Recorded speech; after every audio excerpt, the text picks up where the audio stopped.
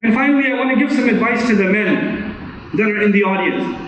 I'll start with the same advice as the kids. Delete the apps off your phone that are useless. Get rid of them. Get rid of the video game apps. Get rid of the Netflix app, the Amazon video player app. Whatever app you have that you use for entertainment, it should be off your device. It should not be there.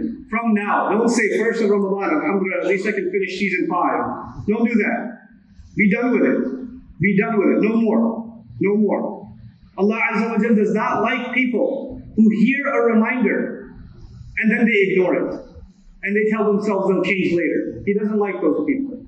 Allah Azza wa Jal describes those people sometimes in very harsh language. People who hear a reminder and they ignore it. وَمَنْ أَظْلَمُ مِمَّنْ ذُكِّرَ بِآيَاتِ رَبِّهِ فَأَعْرَضَ عَنْهَا. Who could be more wrong? Who could be a worse wrongdoer than someone who was reminded of the ayat of his master and he ignored them? He just went ahead. وَنَسِيَ مَا قَدَّمَتْ يَدَيْهِ. And he forgot whatever's in front of him. In other words, he was irresponsible even though he or she was reminded. So take it seriously. Get rid of the entertainment input. We have to take in the word of Allah, the advice of our Messenger sallallahu alaihi wasallam this month. So that means we have to stop the corrupt input. We have to put that to a halt. Even if you can't stop that for your whole life, at least respect this month enough.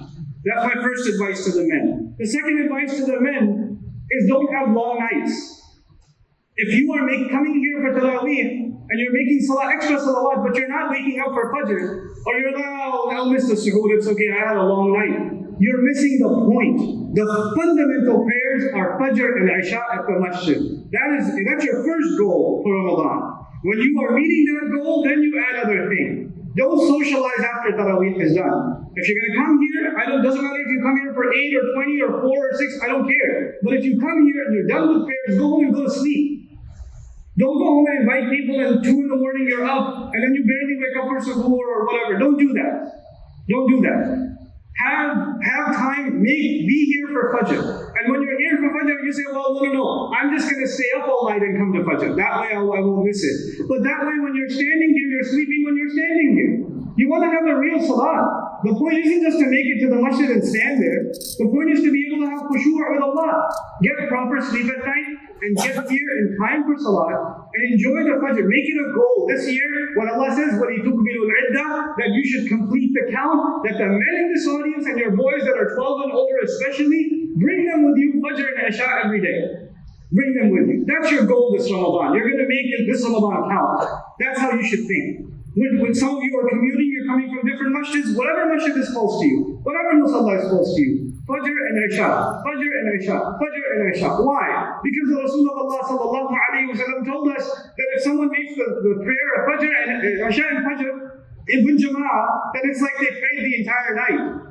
And why would we miss out on being counted for praying the entire night in the month of Ramadan? And can you imagine? The Laylatul Qadr will come in that too. So even if you didn't catch Laylatul Qadr, you caught it by virtue of the words of the Prophet ﷺ because you made Fajr and Isha in the masjid.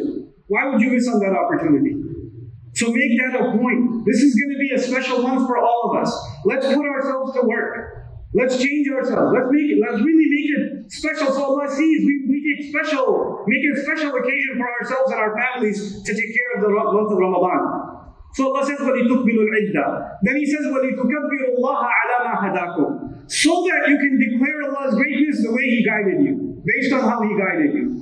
Now this means many things, but at least one thing I'll highlight to you by means of an example. If I was an employee, if I just got a job, and my job was maybe 2 things I have to do. I have to answer the phone, I have to answer the emails. That's my only job. That's all I have to do. And I decide, well, maybe I should make some photocopies, maybe I should help out in the front desk or whatever. I don't do my real job, I just start doing this extra stuff. And my boss comes back and says, why aren't you answering the phone? Oh, I thought this was kind of important too, and that was important too. You think I'm going to keep my job? No. I was hired for a very particular reason. My priorities, I don't decide what the priority is. They're already given to me by my boss. My boss tells me this is the most important thing, this is the most important thing. Whatever he says is important is important. Whatever he says is not important is not important. He decides, I don't decide. Why am I saying that? Because we declare Allah's greatness. Allah is greater, and Allah sets the priorities based on how He guided us. You and I don't decide what the priorities For some people, the only priority in Ramadan, the only priority is fasting. Sometimes the only priority is socializing. Whose iftar are we going to tonight? That's the only priority. Who sets the priorities? What makes this month important? If you don't get to go to anybody's house in Ramadan and you still do your prayers right, you fix yourself, you get closer to Allah's book, then you've got the right set of priorities.